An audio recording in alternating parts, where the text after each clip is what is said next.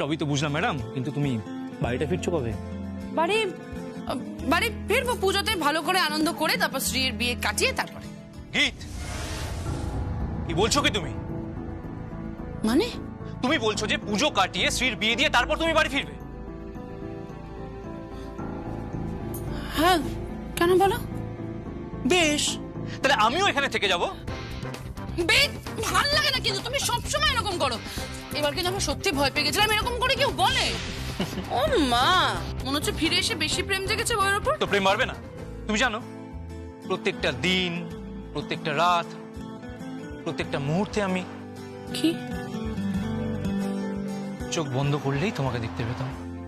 কিভাবে? বিশেষ বিশেষ ভাবে, বিশেষ বিশেষ মুহূর্তে, বিশেষ থাক, নো অশ্লীলতা। ডার্লিং, নিজের স্ত্রীর সঙ্গে ভালোবাসায় কোনো শ্লীল অশ্লীল হয় না। বেগম বলুন। এই বাদশা তোমার প্রেমে ভিখারি। বাহ, ঠিক আছে, ভিক্ষে দিলাম। এই যে প্লিজ এরকম করো না, প্লিজ প্লিজ এরকম করো না।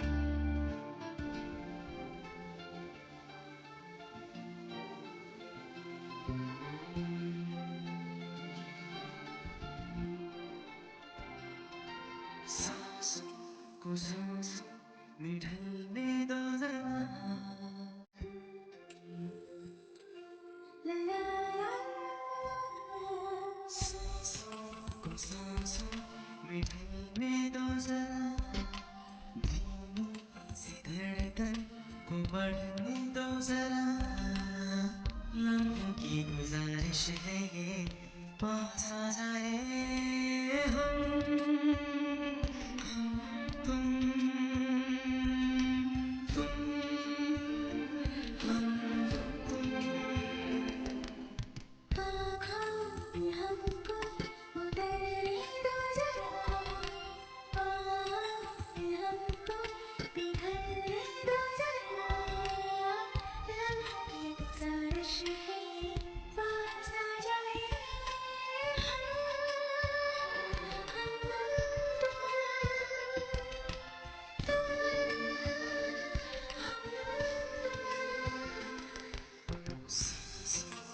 सांसों में ढलने दो जरा।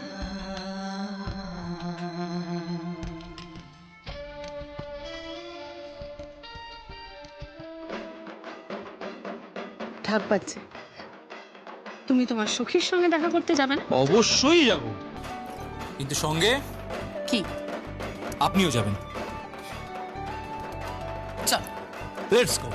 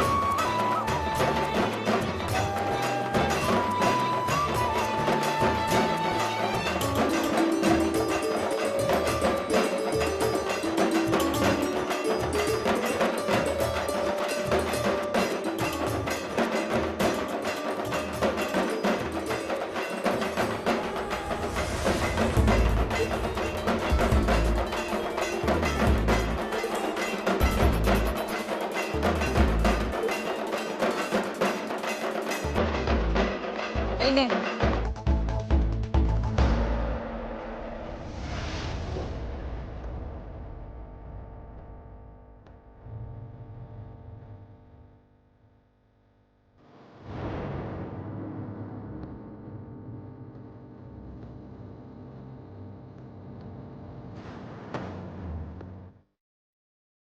দেখি তুমি ওকে টাকা দিচ্ছ কেন? হ্যাঁ আমি তো দিই, আমাদের বাড়ির সামনে আসে না পুজোর পর ঢাক বাজিয়ে টাকা নিতে। টিপস, বকশিস। তাই ভাবলাম যমুনা এত কষ্ট করে ঢাক বাজাচ্ছে, পাশে ওর বোন কাসর বাজাচ্ছে, তাই একটু পয়সা দিই। আসলে ওদের তো অনেক অভাব, তাই না?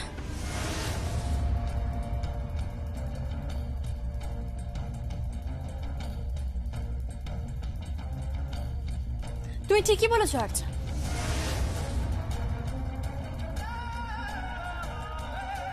তুমি একদম ঠিক কথা বলেছো। ঢাকিরা বাড়ির সামনে এসে ঢাক বাজায়, তাদেরকে পয়সা দেওয়া হয়, সেটা একদম সত্যি।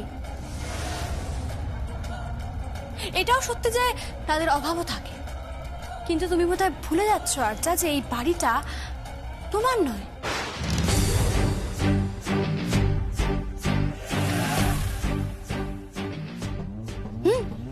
এই বাড়িটা তোমার নয় আর্চা, তাই গায়ে মানে না আপনি মোড়ল হয়ে টাকা দেওয়ার কোনো প্রয়োজন নেই। বরং আমি বলি কি, এই বাড়ির বউ হয়ে আমি তোমাকে বলছি তুমি এ বাড়িতে থাকো, সামনেই পুজো, থাকো, খাওয়া দাওয়া করো, ওই যাকে বলে না অন্ন ধ্বংস করা।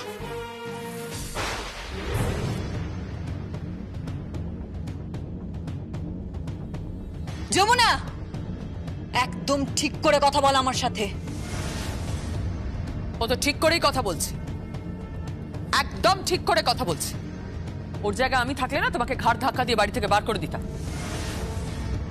বড় বৌদি প্লিজ প্লিজ প্লিজ প্লিজ ওর সাথে এইভাবে কথা বলবে না। হ্যাঁ, ও আমাদের বাড়ির গেস্ট।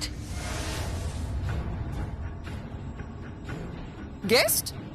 হ্যাঁ, অবশ্য যমুনা তো বললো গায়ে মানে না আপনি মোড়ল। তুমি কি ধরনের মেয়ে বলো তো? তোমার লাজ লজ্জা মান সম্মান বলে কিছুই নেই। আরে ওর দোকান কাটা বৌদি, লাজ লজ্জা থাকলে কি ওই বাড়িতে আবার আসতো নাকি?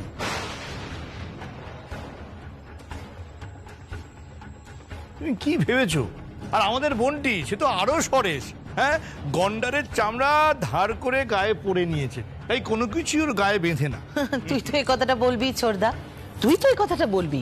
আমি তো তোর বোন নই। হ্যাঁ, আমি তোর বোন নই, আমি তো সব থেকে বড় শত্রু। বাবা, তুই তো দেখছি একবারে শত্রু বানিয়ে দিলি। হ্যাঁ, অথচ আমাদের বাড়িটা কি সুন্দর আনন্দময় হতে পারত, আর সেটা হতো ওই যমুনার হাত ধরেই। ও তো সবকিছু শুধরে দিয়েছিল, কিন্তু তোরা তোরা সেই ঝঞ্ঝাট ঝামেলা কুটকচালি শুরু করলি। কেন এসব করিস বলতো? ওকে বলে কোনো লাভ নেই মা, ওকে বলে কোনো লাভ নেই। কয়লার ময়লা যায় না ধুলে, রাগিনীর স্বভাব যায় না মলে। কি রে রাগিনী, ঠিক বলেছি তো?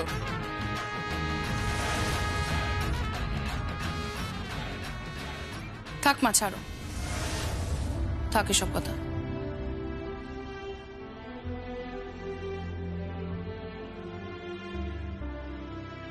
তুমি ঘরে ফিরে চলো। চলো।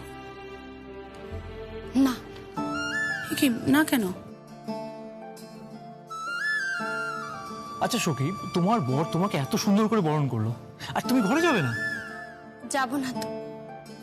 বর বরণ করে বাড়িতে ঢুকিয়েছে, ঘরে তো নেয়নি।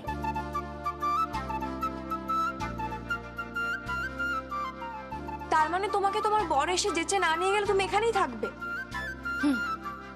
যাবে না? না। ও যমুনা বৌদি, এরকম কেন করছো? চলো না। না, যাব না। তোমাদের দাদা ভাইকে বলো এখানে এসে আমাকে নিয়ে যেতে। না না না না, এটা হবে না, এটা হবে না যমুনা। কি বল? ঠিক আছে, আমি বলছি, এটা হবে না। তোমাকেই সেখানে যেতে হবে, কারণ ও তোকে এই বাড়িতে বরণ করেছে। না, একদম নয়। আমি যমুনার সঙ্গে একমত। কি মা? শোন যমুনা, তুই কোথাও যাবি না, সঙ্গীতকেই এখানে আসতে হবে। আমিও মেয়েদের দল। হ্যাঁ, আমার নাতিকে এসে নাত বউকে নিয়ে যেতে হবে, ব্যাস। আর যাতে দরকার পড়লে আরেকটা কাজ করা যায়, এই দুটোকে নিয়ে সুদৃষ্টি করিয়ে দেওয়া যায়।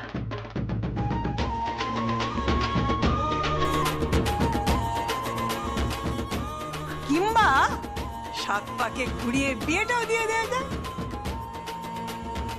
কি বলো? হ্যাঁ? না, না, 7 পাক হয়ে যাবে, কি আছে? এক্ষুনি পিড়ি নিয়ে আসছি, 7 পাকে ঘুরিয়ে দেবো, কি আছে? হ্যাঁ।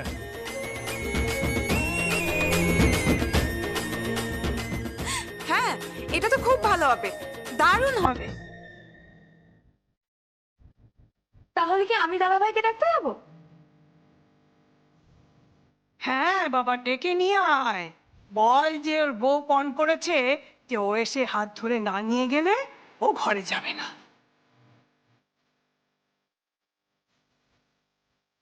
আরে শুধু হাত ধরে কেন, পারলে পাজা পরে করে নিয়ে যাবে, আর নয়তো মাথায় করে নিয়ে যাবে।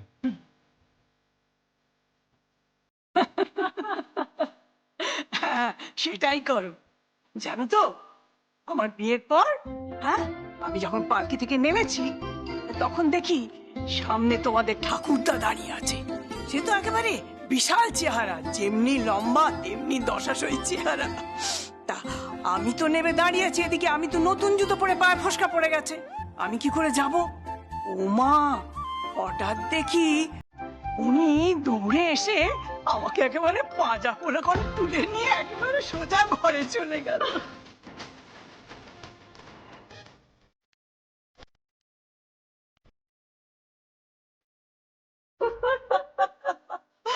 আমার শাশুড়ি মা কিন্তু খুব রোমান্টিক।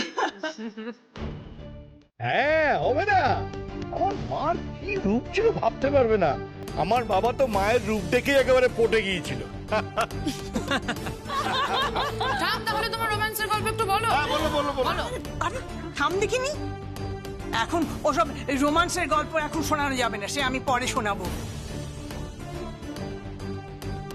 আগে এক কাজ কর, তোরা যা তো তোদের দাদাকে ডেকে আন। হ্যাঁ, এই শ্রীপল্লবী, দাঁড়িয়ে আছিস কেন? যা যা ডেকে আন, বল যে আমাদের বউ পণ করেছে, তুমি যদি ওকে নিয়ে না আসো, ও তাহলে বাড়ির ভেতরেও যাবে না, ঘরেও যাবে না। মা, মা তুমি ওকে বিরক্ত করো না তো, ওকে প্লিজ কাজটা করতে দাও। ওমা, এটা তো একটা বিরাট বড় কাজ, বউয়ের মান ভাঙিয়ে ঘরে নিয়ে যাওয়া। ও যে বান করেছে। হ্যাঁ, কিন্তু আমি যা শুনলাম তাতে কিন্তু দারুণ রোমান্স হয়েছে। ভাইয়া নাকি একদম হাঁটু মুড়ে বসে তার হাতের ওপরে পা রেখে তুমি প্রবেশ করেছো। সখী, তুমি কিন্তু খুব লাকি, তোমার বর তোমাকে কত ভালোবাসে। কে বলছে? হ্যাঁ, এই কথাটা কে বলছে দেখতে হবে তো। এই যে পাশে বউটি দাঁড়িয়ে আছে, তাকে তো একেবারে চোখে হারান আপনি। হ্যাঁ, সারাক্ষণ শুধু বউয়ের পিছন পিছন ঘুরে যাচ্ছেন। বউ ডায়ে গেলে ডায়ে যাচ্ছেন, বায়ে গেলে বায়ে যাচ্ছেন। নিজের বউকে তো খুব ভালোবাসো তো, ওকে ছাড়া তো চোখে একেবারে অন্ধকার দেখো। তোমার মতো বউকে ভালোবাসতে আমি কাউকে দেখিনি বেদ। না না, এইসব রোমান্সের কথা পরে হবে, এইসব থাক। কিরে শ্রী, আরে যা, দাদাকে ডেকে নিয়ে আয়, যা হ্যাঁ হ্যাঁ, আমি যাচ্ছি, দাদা ভাইকে ডেকে নিয়ে আসছি। শ্রী চল। হ্যাঁ, যা। কি ব্যাপারটা কি? আজ বাদে কাল পুজো, এখন এই সব না করে ওদের দিয়ে একটু ঠাকুর দালান গুলো গুছিয়ে টুছিয়ে রাখলেই তো পারতে। কেন? পুজোর সব কাজ তো আরজাই করবে। আরজাই তো সব দায়িত্ব নিয়েছে, তাই না মা? হ্যাঁ, আর যাই তো সব দায়িত্ব নিয়েছে, ঠাকুর দালান গুছিয়ে রাখবে, পুজোর সব ব্যবস্থা করবে, ভোগ রান্না করবে, ইনফ্যাক্ট ও তো দীক্ষাও নিয়ে এসছে, তাই না রাগিনী? হ্যাঁ হ্যাঁ, দীক্ষা নিয়ে এসেছে তো, এসেছে।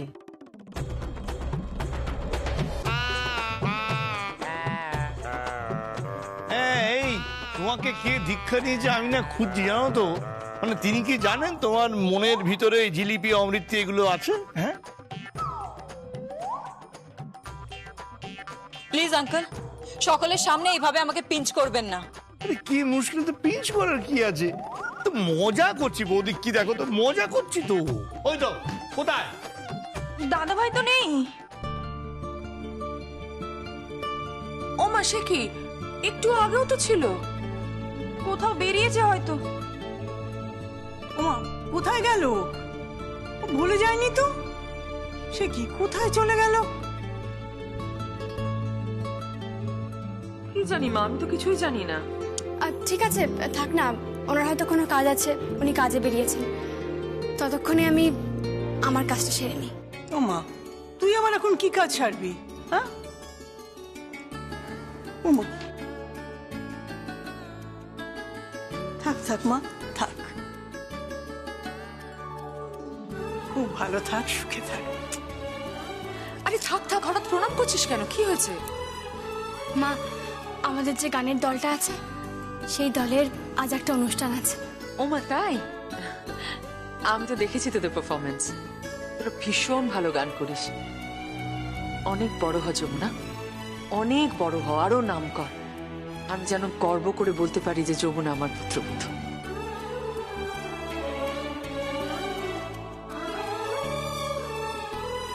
কেন এখনো অহংকার করে বলতে পারো না যে আমি তোমার পুত্রবধূ? দূর পাগলি, বলতে পারি তো। তোকে নিয়ে আমি সব সময় অহংকার করতে পারি, সব সময়।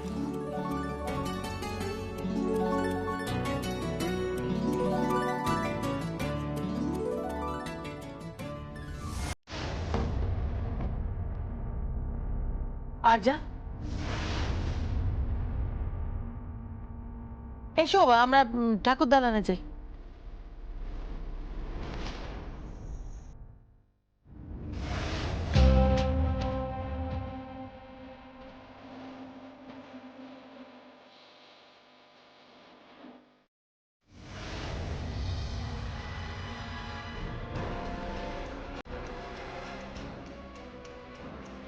এটা কি বাবা? একদিন আমার স্ত্রী তোর হাতে এই সংসারের চাবি তুলে দিয়েছে, আর আজ আমি আমার অফিসের চেম্বারের চাবিটা তোর হাতে তুলে দিলাম।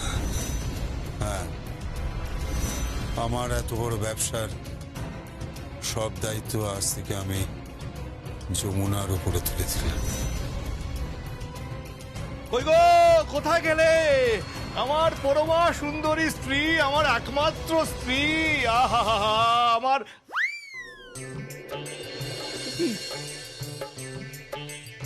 কি হলো? হ্যাঁ, কেলেঙ্কারি? আরে কি হলো, গুমরা মুখ করে বসে আছো কেন আমার সুন্দরী? কি আছে? কি আবার হবে? সংসারের দিকে তো তোমার কোনো খেয়ালই নেই, লম্পজম্প করেই কাটিয়ে দিচ্ছ। লম্প জম্প ভাবতে পারবে না, নিচে তো ঢাক বাজতে শুরু করে দিয়ে। হ্যাঁ, আমি, মা, বৌদি, গীত, যমুনা সবাই মিলে যে আনন্দ করছি না, আমরা তো ঠুমকো করছি গো, ঠুমকো। ওই তুমি ঠুমকাই করেছ, আর এদিকে কি হলো? কি গয়না পর্যন্ত আসেনি। গয়না আসেনি মানে? সবই তো দিদির কাছ থেকে হাত পেতে চাইতে হয়। তো চাইবে, অসুবিধা কি আছে? না, আমি চাইতে পারবো। কেন? আমার মেয়ের জন্য আলাদা গয়না থাকবে না কেন? পল্লবীর জন্য আলাদা গয়না থাকবে না কেন? সব গয়না দিদির সিন্ধুকে থাকবে কেন? উনি কখন দয়া করে দেবেন? এটা কোনো কথা হলো? আরে বাবা, এতে দয়ার কি আছে? পরিবারের একজনের কাছে থাকতে হয়, তার কাছে চাইতে হয়, এটাই তো স্বাভাবিক। না, আমি চাইতে পারবো না। নিজেকে আমার বড্ড ছোট লাগে জানো তো। দিদির কাছে হাত পেতে গয়না চাইতে আমার নিজেকে বড় ছোট লাগে। আমি চাইতে পারবো না, আমি চাইবো না। আমি বুঝতে পারছি না তুমি এরকম বলছো কেন? আজকে পঞ্চমীর দিন এসব কথা বলছো কেন? বলছি কি আমি সাধে? মেয়েটা কি পরে ঘুরে বেড়াচ্ছে একবার দেখেছো? মেয়েটার গায়ে একটা গয়না পর্যন্ত নেই। ষষ্ঠীর দিন সকালবেলা পাত্রের বাড়ির সব লোকজন এখানে আসবে, পুরোপুরি তারা পুজোতে থাকবে। তখন দেখবে মেয়েটার গায়ে একটা গয়না নেই, তখন তখন কি হবে? চেয়ে নাও না। আমি চাইতে পারবো না। ভিখিরি নাকি আমি? তুমিও তো এবারের ছেলে। তবে সব গয়না টাকা কেদার রায়ের বইয়ের সিন্ধুকে থাকবে কেন? আমাদের সিন্ধুকে থাকবে না কেন? কেন থাকবে না? টাকা গয়না আমাদের সিন্ধুকে থাকবে না কেন? বলতে পারো তুমি? আরে বাবা, আমি তো এভাবে কখনো ভেবে দেখিনি, আমি কোনোদিন চাইনি, আর তুমিও বলনি। কে বলেছে? বলিনি, বারবার বলেছে। আমি বুঝতে পারছি না, তোমাকে মল্লিকা কিরকম অন্যরকম লাগছে। লাগবেই তো, চাইছি না, লাগবেই তো। তুমি কি বলছো না আমি বুঝতে পারছি না। আমি কি বলছি বুঝতে পেরেছো? গয়নাটা চাইতে বলছি। পারবো না চাইতে, বলে দিলাম তো, পারবো না। আমার মেয়ের বিয়ের জন্য কারোর কাছ থেকে হাত পেতে আমি কিছু নিতে পারবো না। আমার কথাটা একটু শোনো। তুমি আমার একটা কথা শোনো। কি? আমার জন্য গয়না এনে দাও। আমার মেয়ের জন্য গয়না এনে দাও। আমি কিচ্ছু জানি না, এনে দাও আমাদের জন্য গয়না এনে দাও। যাও তুমি।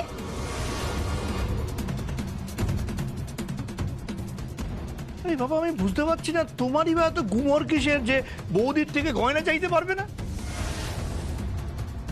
ঠিক আছে, এরকম অশান্তি করার দরকার নেই, আমি বৌদির থেকে গয়না চেয়ে নিয়ে আসছি। উফ,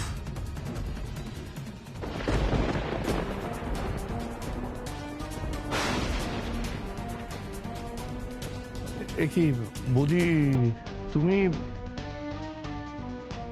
না মানে আসলে থাক করলেন, এত কুণ্ঠিত হওয়ার কোনো দরকার নেই করলেন।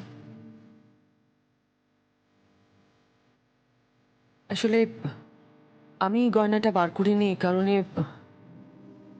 আমি চেয়েছিলাম যে যমুনা নিজে এসে গয়না বার করে দিক। আমি ওর কাছে চাইব না। ঠাকুর আমার কথা রেখেছে, মা দুর্গাও বাড়িতে এসেছেন আর যমুনাও বাড়িতে এসেছে, তাই যমুনা নিজেই গয়নাগুলো নিয়ে এসেছে। দেখা